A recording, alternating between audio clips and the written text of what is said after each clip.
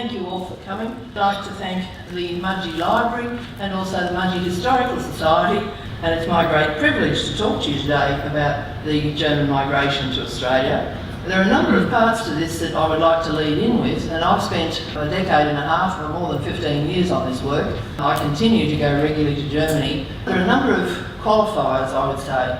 Anyone who works in migration, unless you are fortunate enough to work on England to Australia or England to America, you're dealing with a foreign language. And that makes the data more difficult to interpret and more difficult to access. I have spent years in the German archives, certainly trotting around many of the state archives. The majority of my work was done in the state archive in Wiesbaden, and I was fortunate to have tremendous support from the archivists there. I give lectures in Germany from time to time, and my work is published in both languages. One of the reasons that I'm very proud of this is it enables my work to be picked up by other people, for them to look at the logic I've used and to either agree or disagree, but to keep it in the public forum. I said yesterday to those of you here that I consider it vital that each and every one of us publish. I had two cousins of my aunt's. For 28 years they collected family history, and on their dotage gave me boxes and boxes and boxes.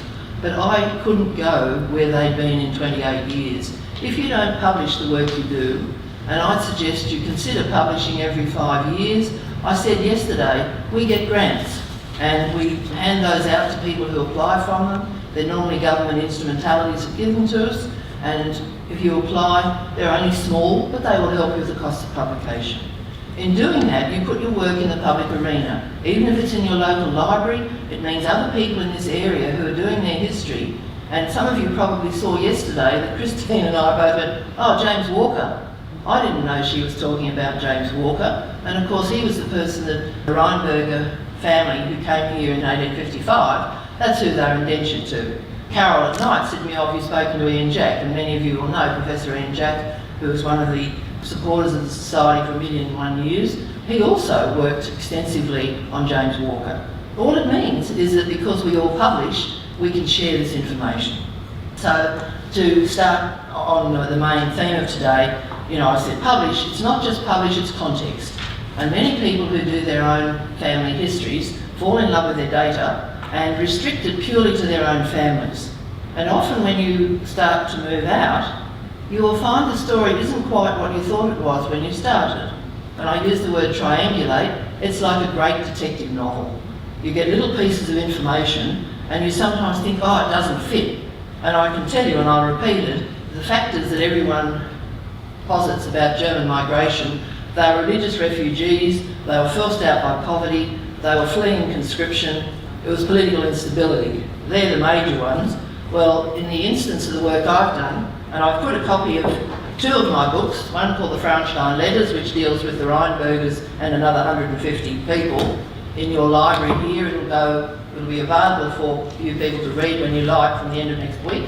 And there's another one, a later publication, that's just been produced that I think explains the why and the German psychology of migration.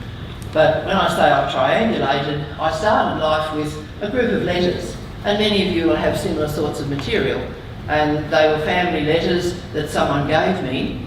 And I realised when I looked at them, and with some horror, they were all in Old German, and they were also in dialect. For those of you that have German, you'll know that the standard good morning is either Tag or Guten Morgen. Well, of course, these were Good Morgen. The rest of it was all dialect. But I was fortunate that I had good colleagues who were prepared to transcribe. And having transcribed from dialect to Hochdeutsch or modern German, I was in a position with other colleagues, and this is why I say join your historical society. There are always people who will help. But people helped me. And in triangulating and spending years in the Wiesbaden archives, I was able to get land titles, burger lists, census, their army service. The local newspapers had to publish an intention to migrate. Now all of this is available in Germany, in German. And these are some of the materials that I use for the German side of this migration story. I also make the point that while I tried to access these things online, looking at their catalogues, the catalogues aren't always that self-explanatory. The land titles in Wiesbaden they're in the stock book. Well, if you're a native German speaker who speaks dialect, maybe stock book means a lot to you. But here, sitting in Australia, stock book didn't mean land titles from 16 or 1700 through to 1850s. But the archivist in charge, who became my second best friend, said, would you like the land titles? More on those in a minute.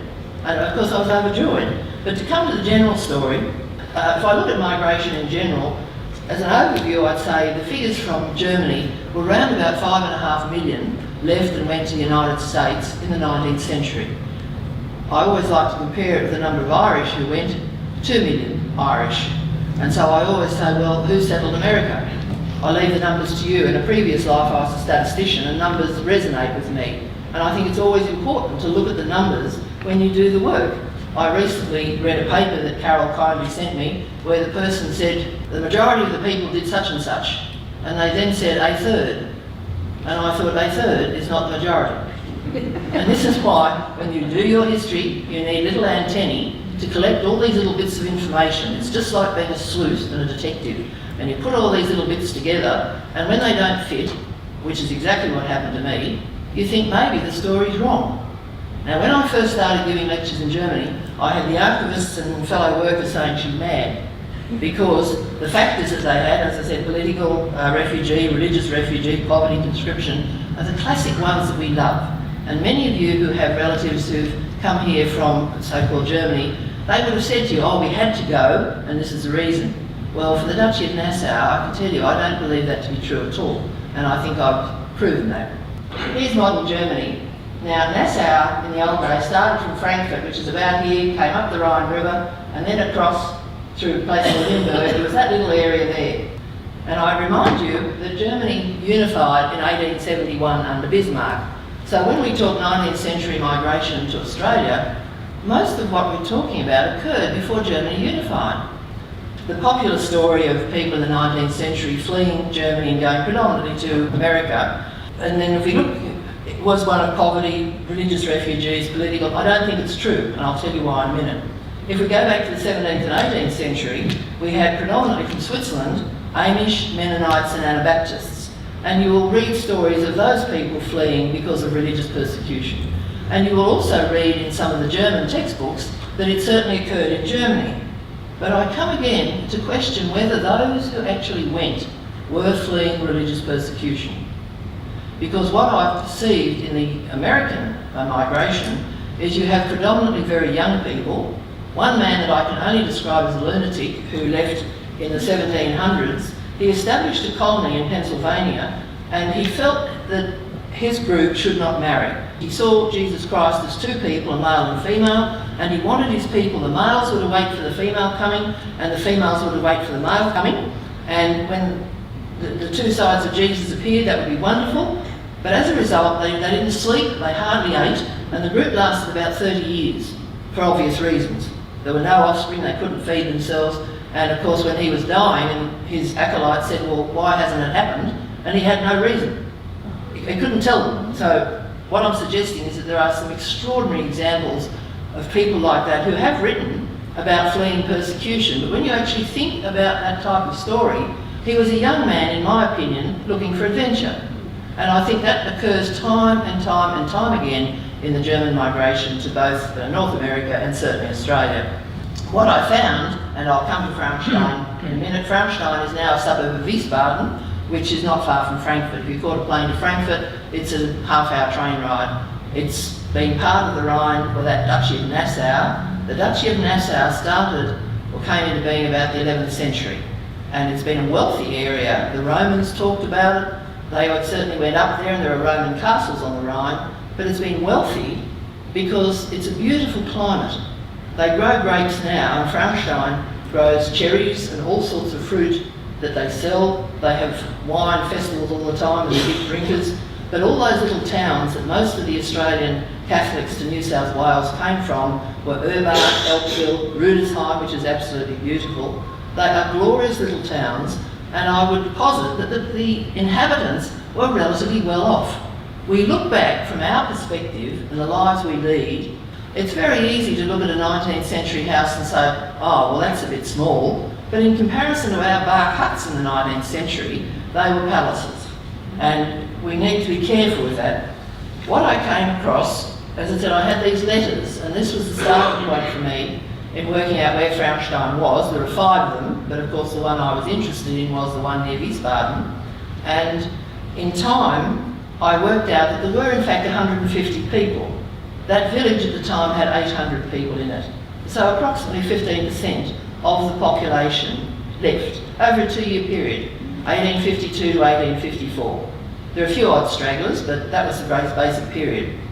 Now, if I come back to a bit more of the why, very briefly, you would know Australia settled as a convict settlement. We then moved to many of the free settlers who were here, or the emancipated convicts. They all got given free convict labour. But in time, when the convicts were freed, none of them wanted to work for anybody else. If they were lucky enough to buy or get land, they certainly didn't want to work for somebody else. So we had a labour problem. At the time, there was a argy-bargy in the parliament, who will we bring and when? We needed shepherds, pastoralists, and for some reason the government decided they wanted vine dressers. And vine dressers are people who cut little bits off the vines, and ultimately those vines turn into wine, which I understand Mudgee is now, we've tasted it, Mudgee's doing very well in the wine trade. Well, they've had good teachers. The Germans have been peddling wine for a long, long time, and I think they do it very well. And in many of these letters and journals, I'm aware that some of these Germans brought their cabbages with them, and they brought their bits of vine with them, and some of these varieties still survive amongst some of the people I have been involved with over this, nearly a couple of 100 years, or 150 years. It's quite a long time to be using the same stock, but nevertheless that's what they're doing.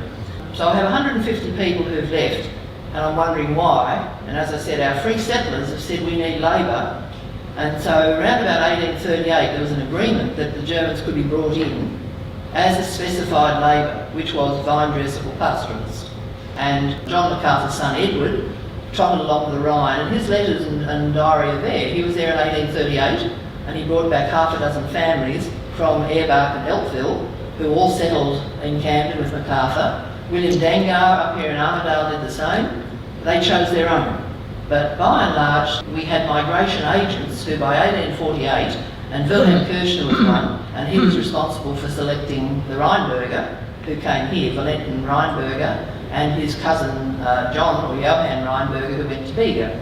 But these Rheinberger men, cousins, grew up in Frauenstein and are well documented in that Frauenstein data. But you say, well, why did they come? And as I said, all this mumbo-jumbo of political refugee, religious refugee. I might add that most political refugees go for 5 minutes and they can't wait to get back home to continue their political agitation. They're not migrants. They might have been thrown out of where they were for 5 minutes, but their main raison d'etre or drive is to get back and agitate. We come to religious refugee. Well, I was fortunate that some of the data I got in Frauenstein was a census taken in 1845, or published in 1845, and it listed all the towns and villages in that Duchy of Nassau, the 800 of them. And when I started, it listed religion, numbers of people per family, amount of land they had, and then 4 different religions: Jewish, Evangelical, Mennonite, three religions. Frauenstein was 96% Catholic. Well, you'd be very unlucky to have been living in Frauenstein and suffered religious persecution. In fact, throughout the duchy, the Duke of Nassau, who at the time was Adolf, was quite happy for people to choose their own religion. That's not to say they didn't fight, and they did. To this day, I go to Frauenstein and I listen to some of them say to me, the town next door, which happened to be a Protestant one, moved the stones, because they have stones marking out the area of the town. So there's still this little bit of argy-bargy that I find quite amusing. But by and large, there were 400,000 people in that duchy who chose their own religion. So I didn't see religion as being a problem in that area.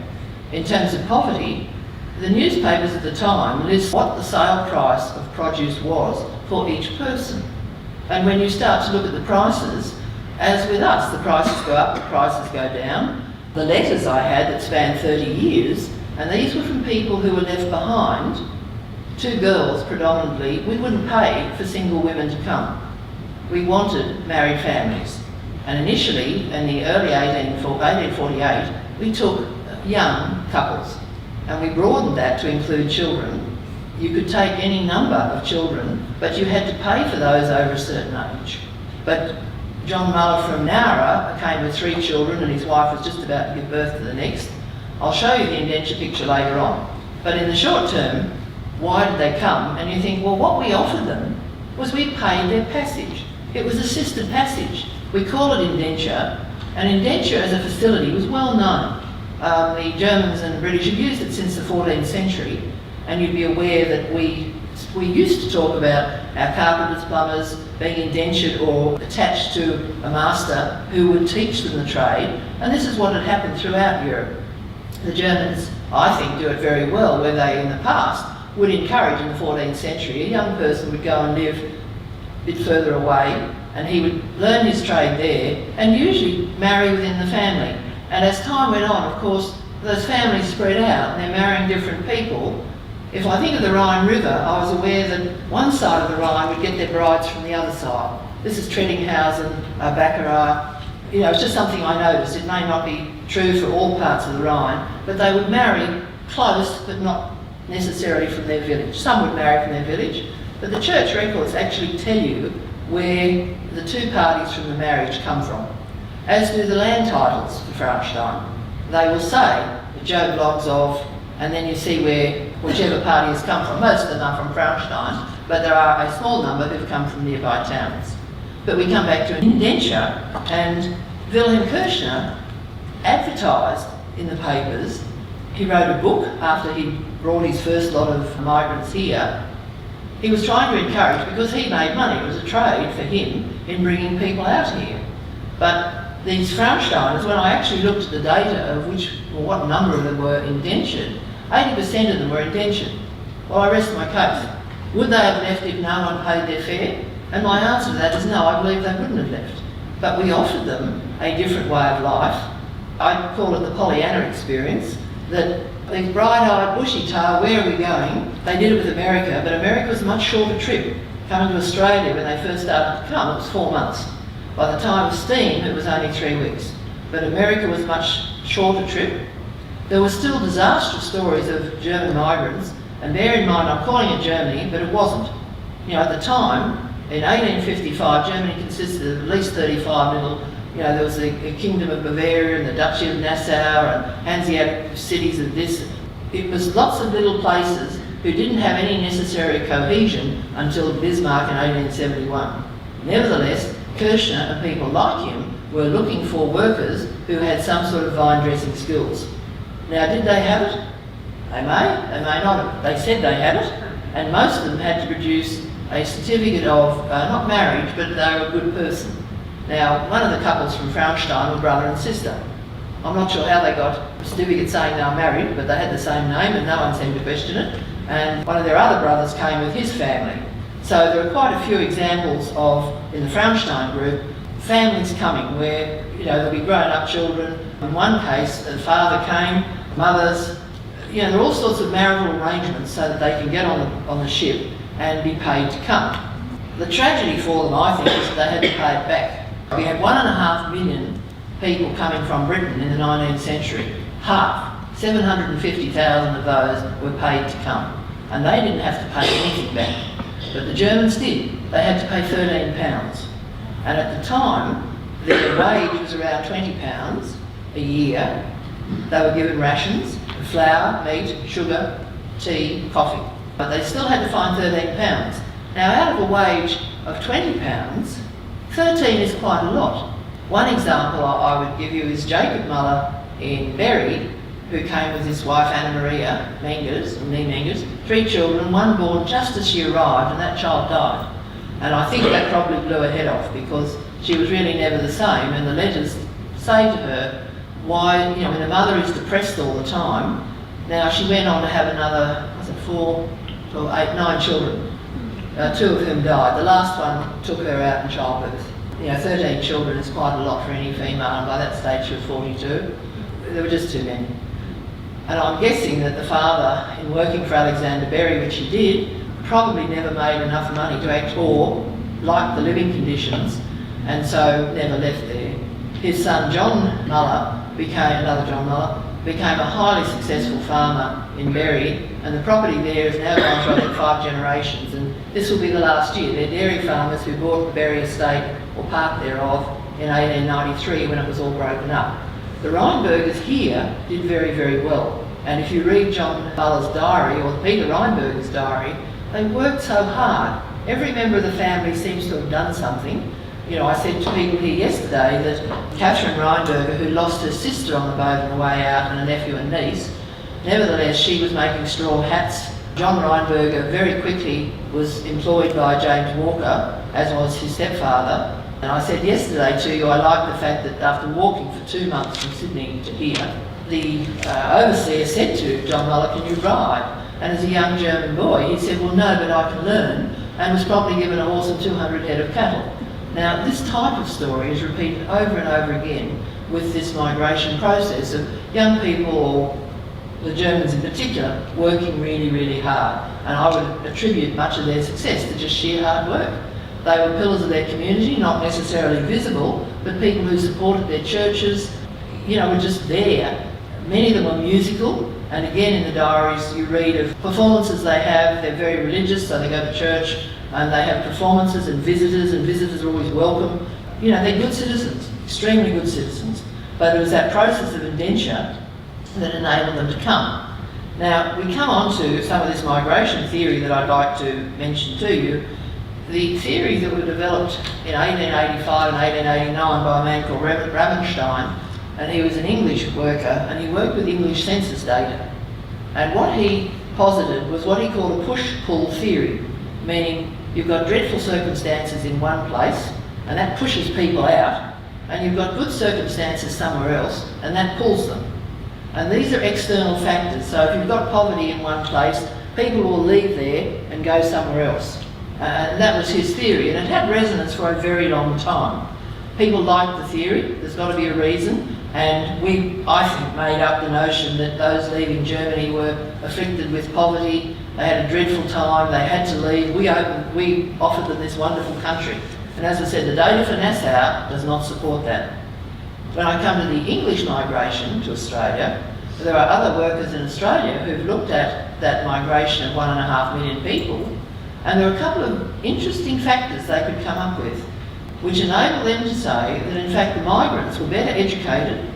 They based that on the fact that they had to be able to access the information, which said, look, if you come here, you'll get a free passage to Australia. So they had to be able to read or be able to get hold of information. They had to have a bit more money than the ordinary population. They had to have 2 sets of clothes. Now, not all the people in the population had 2 sets of clothes.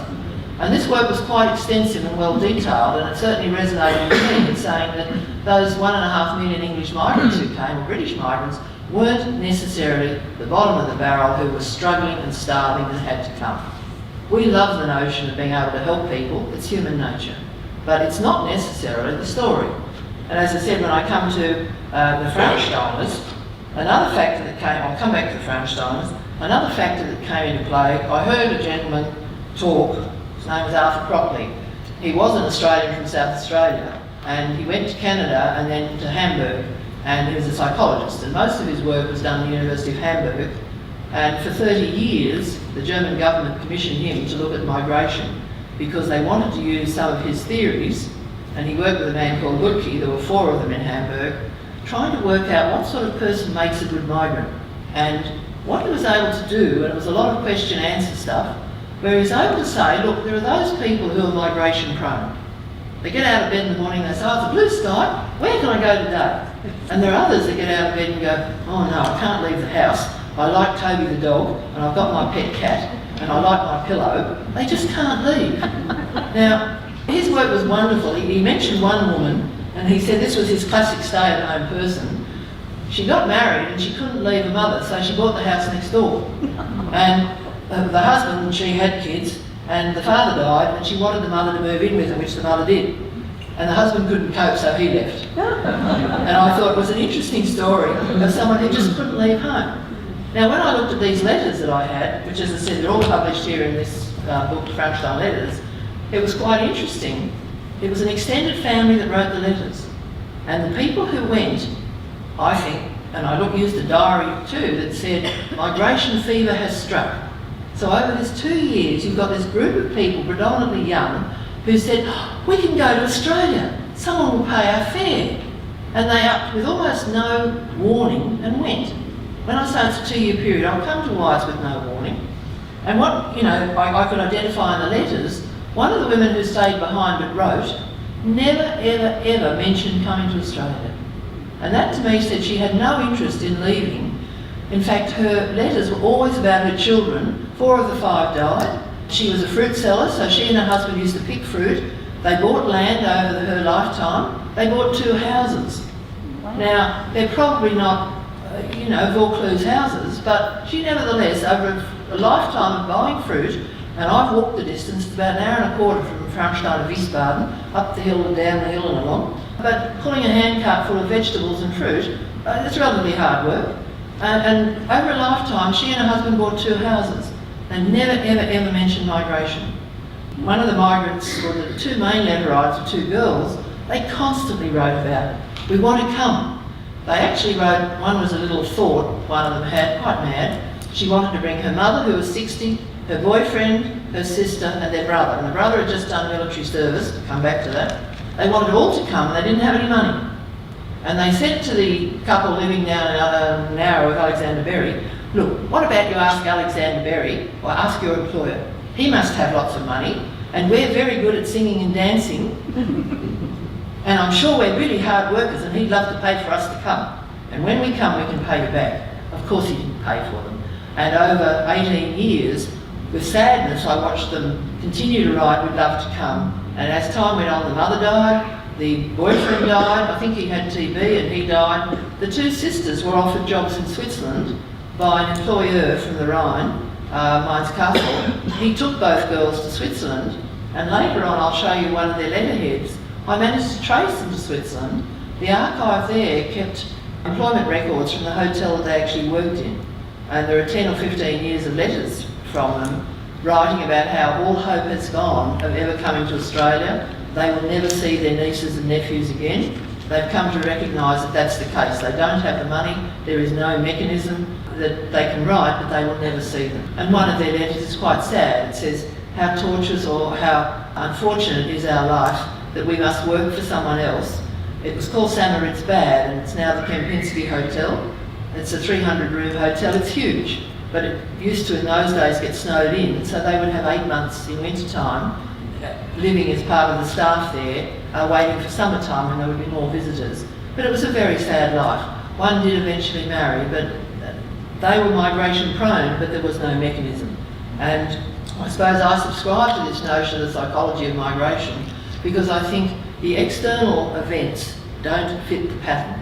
When I come back to the Frauenstein people and their migration, and this wretched stockbook that the lead archivist eventually gave me access to, virtually all of them, bar 2 or 3 people, had land, and like the land titles Carol and Christine talked about yesterday, the Frauenstein's land titles are organised according to the person. And so each person has a number in the stockbook, and when they sell, they then list who the land goes to. They also finally list the type of land. So the best land is land for growing cherries, but you can follow, as I could with all of the ones I was looking at, as I said, not all of them, but most of the 150 people had land. And you could trace them. If I use Jacob Muller as an example, he'd started buying in 1846. And of course, he migrated on the Kathrine Hotel from Antwerp, left Frauenstein, I think on the 1st of November, took the boat on the 1st of December. He sold a lot in September. So 2 months. And as I said, they had to advertise that they were going in the paper so that people could recover the debts from them. But this to me was complete proof, because it also listed the amount that they got by selling their land. So even though they took advantage of the indenture to come here, they still came, some of them, with quite a lot of resources. When they got here, of course, many of them would send money home. The Rheinbergers certainly did, to Anton Schneider. And having read Schneider's diary, he was trying to get a younger brother, Martin, to come out, and Martin didn't. But I think the reason the money went back was perhaps not because life was as gruesome as we like to think it was, but really because it's almost a moral imperative.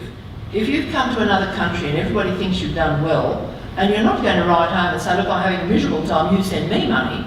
Instead, as they're able, the ones that were here sent money back. There were 3 that I knew of that returned. One had saved £6,000, which we would have thought was a huge amount of money. But of course he was going back to sell fruit in the market in Wiesbaden. And some of those back in Frauenstein said, well, we know he always regretted coming back. But I think the reason he went back, and it always comes back to psychology, he went back with 5 children, but his wife had died. I've not proven this, but when I look at the births, deaths and marriages, which I've certainly looked at in the Frauenstein records in Limburg, I believe that many of them had some cause. And when I say cause, death of a relative is a good one. In the case of the mothers from Bury, one of their mothers had died, and the father died within a couple of weeks of them leaving. So they left only one mother. The siblings, one sibling had moved to Karlsruhe, and the siblings left were females, who were not entitled to migration. Many of the families attempted to bring their extended family. Some of them sent money back to actually do that, and there are a couple that came in 1858. But the basis of that migration was over between 1852 and 54. So, you know, my belief again, and I come back to it, you all have heard of Pastor Cavell and the Lutheran mob from Kempinski. This is the classic story of we're religious refugees. For those of you who haven't heard, I think he came in 48, but they're the famous classic case of religious refugees.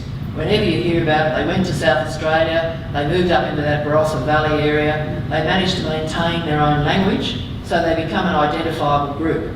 Whereas the Catholics, and that's the group I'm talking about from Frauenstein, are dissipated across New South Wales. The Frauensteiners were led off, well, Bega was where John Reinberger went to, quite a lot went to MacArthur's, Alexander Berry and Nara, of course James Walker up here. They spread from round about Newcastle down to Bega and of course inland, where that little group of 1,000 that came from Kempinski all went to the one place. They had German newspapers, singing, dancing, and I actually got hold of a book written by somebody who had cited what the pastor who came after Cavell had to say.